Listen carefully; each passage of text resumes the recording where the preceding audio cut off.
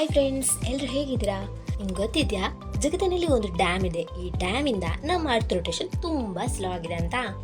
ಇದು ಒಂದು hydro electronic gravity dam. ಈ ಡ್ಯಾಮ್ 34 ಹಿಲ್ಸ್ ನ ಒಳಗೊಂಡ ವಿಶ್ವದ ಅತಿ ದೊಡ್ಡ ಏಕೈಕ ಜಲವಿದ್ಯುತ್ ಶಕ್ತಿ ಮೂಲ. 3 ನೀರಿನ ಪ್ರವಾಹಗಳು ಬೆರೆಯೋ ಯಾಂಗ್ಸಿ ನದಿ ಹರಿಯೋ ಪ್ಲೇಸ್ ಅಲ್ಲಿ ಈ ಡ್ಯಾಮ್ ನ ನಿರ್ಮಿಸಿದ್ದಾರೆ.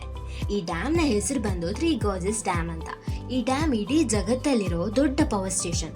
ಕಮ್ಮಿ ಅಂದ್ರೂ 112 ಟೆರಾವೋಲ್ಟ್ ತನಕ ಎಲೆಕ್ಟ್ರಿಸಿಟಿ ಪ್ರೊಡ್ಯೂಸ್ ಮಾಡುತ್ತೆ. ಎಕ್ಸಾಂಪಲ್ ಅಂದ್ರೆ ಇಡೀ ನಮ್ಮ ಭಾರತದಲ್ಲಿರೋ UP ಸ್ಟೇಟ್ಗೆ ಎಲೆಕ್ಟ್ರಿಸಿಟಿನ ಕೊಡ್ಬೋದು.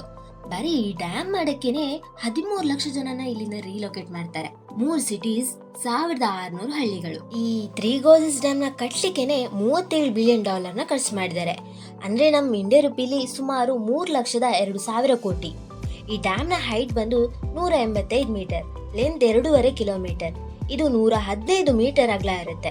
ಈ ಡ್ಯಾಮ್ ನ ನಿರ್ಮಿಸಲು 1994ರಲ್ಲಿ ಸ್ಟಾರ್ಟ್ ಮಾಡಿ 2012ರಲ್ಲಿ ಪೂರ್ತಿ ಮಾಡ್ತಾರೆ. ನೀರಿನ ಲೆವೆಲ್ ತುಂಬಾ ಜಾಸ್ತಿ ಇರೋದ್ರಿಂದ ಅರ್ತ್ ನ ಮೂವ್ಮೆಂಟ್ ಆಫ್ ಇನರ್ಷಿಯಾ ತುಂಬಾ ಸ್ಲೋ ಆಗ್ಬಿಡುತ್ತೆ. ಇದರಿಂದ ಅರ್ತ್ ನ ಸ್ಪೀಡ್ ಬಂದು 0.000006 ಸೆಕೆಂಡ್ ಅಷ್ಟು ಸ್ಲೋ ಆಗ್ಬಿಡುತ್ತೆ. ಆಮೇಲೆ ನಾರ್ತ್ ಪೋಲ್ ಬಂದು 2 ಸೆಂಟಿಮೀಟರ್ ಅಷ್ಟು ಮೂವ್ ಆಗಿದೆ. ಇದರಲ್ಲಿ ನಾವು ಭಯ ಪಡುವಂತದ್ದು ಏನಿಲ್ಲ, ಯಾಕೆಂದ್ರೆ ಈ ತರ ಶಿಫ್ಟ್ಗಳು ಆಗ್ತಾನೆ ಇರುತ್ತೆ.